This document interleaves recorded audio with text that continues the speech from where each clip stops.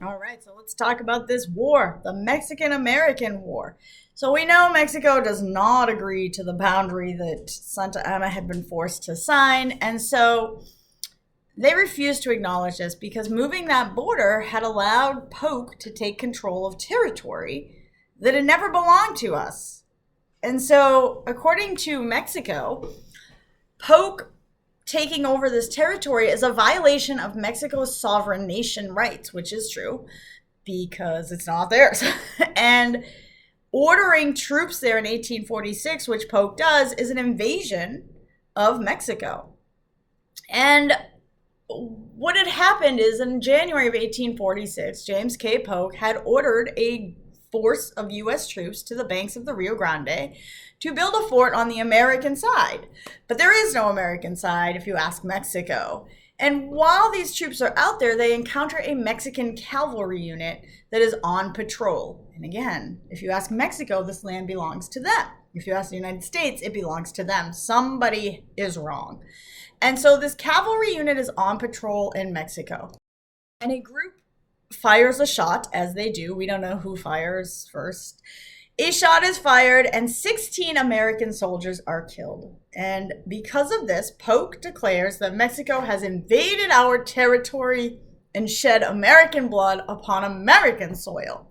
But if you ask Mexico, Mexico says that the U.S. invaded their territory and spilled Mexican blood on their soil.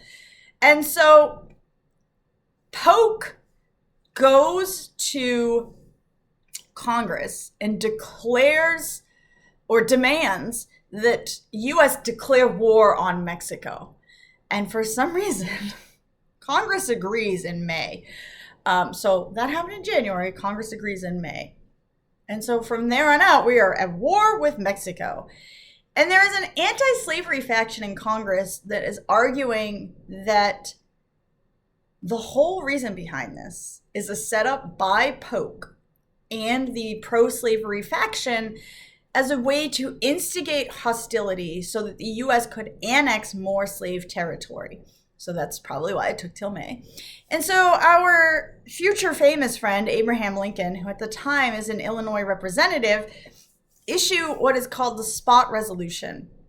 And they demand to know the exact spot on which American blood had been spilled. They want to see where in the U.S. was American blood spilled. Which spot was it?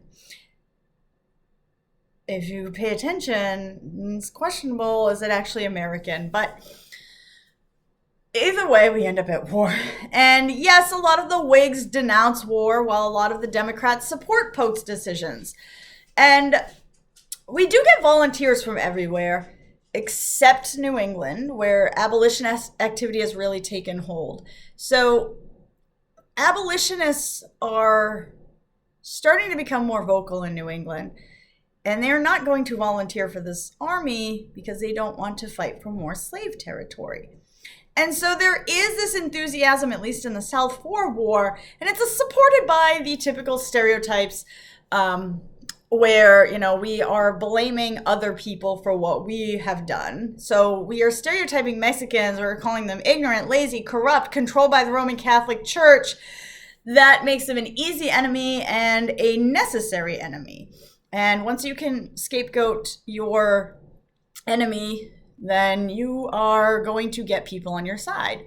So we have this little war, and we have three very key basic strategies here. We want to take control of northern Mexico, which includes New Mexico. We're going to seize California, and we're going to capture Mexico City. And if we can do these three things, we will just be amazing. And so we have three different armies out there. Zachary Tyler is the general of the Army of the Center, and he is assigned to accomplish that first goal of taking control of northern Mexico and include that area of New Mexico. And he actually does it pretty efficiently, and they're very easily able to capture the Mexican city of Monterrey. And Taylor becomes an instant war hero, heart eyes, oh my gosh, we just love him. And Polk decides that he's wasting his talents being the general of the Army of the Center and puts him onto the central command of all the U.S. forces. Meanwhile, we have the Army of the West, who is commanded by Stephen Watts Kearny, who has accepted the surrender of Santa Fe, New Mexico, and heads off to California, leaving behind Colonel Sterling Price to command the remaining troops. And while Kearny is off in California and Price is in command, the New Mexican residents rise up and revolt in an attempt to drive away the Americans. And Price is able to put down that rebellion, but the tensions remain really, really high for many, many seasons. Okay.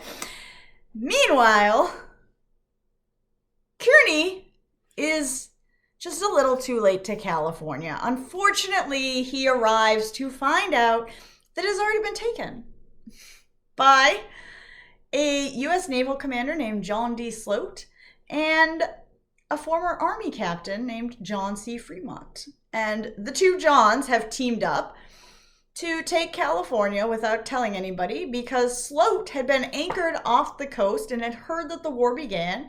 And so he sailed himself to Monterey and took that over, and then worked with Fremont to take the rest of California and declare it a republic. Easy. It's what you do. Okay? And so once Monterey falls, the U.S. Navy takes San Francisco.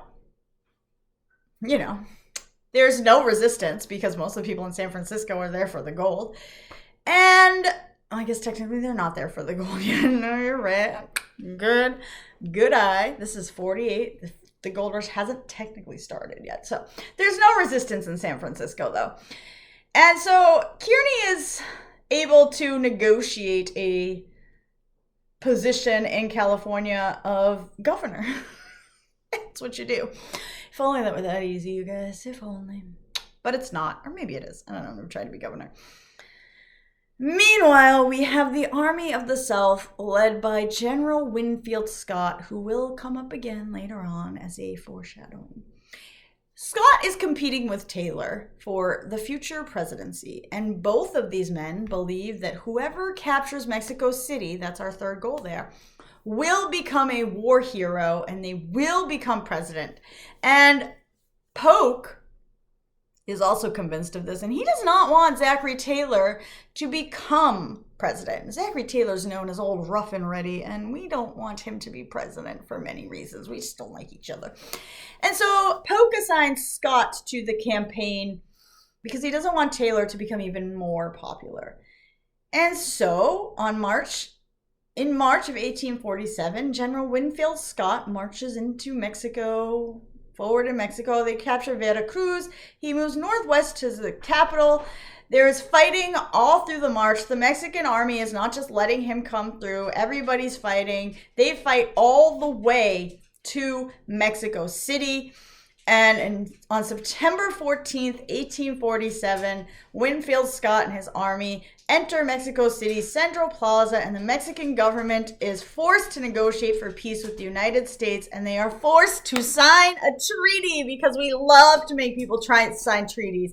And we also like to not honor our treaties, but that only depends on like how it works out for us. So we are going to force the Mexican government to sign the Treaty of Guadalupe Hidalgo. And this is signed on someday in February 1848. Under this treaty, Mexico has to cede nearly half its land to the United States. So if you look at that map, all of that land has to be given to the United States. How nice. The Mexican secession includes California, New Mexico, Arizona, Utah, parts of Colorado, and Wyoming. They are also forced to recognize the Rio Grande as the border with the U.S. They are not happy, but they are forced to do all this stuff. And in exchange, the U.S. will grant Mexican citizens U.S. citizenship within the ceded territories and recognize the Spanish land grants in New Mexico, as well as assume the $3.3 million worth of Mexican debts that it owes to the U.S. citizens. We're going to pay Mexico $15 million for the loss of land and guard the residents from Native American raids. Most people are not happy with this, and all this is really going to do is cause more problems for slave territory.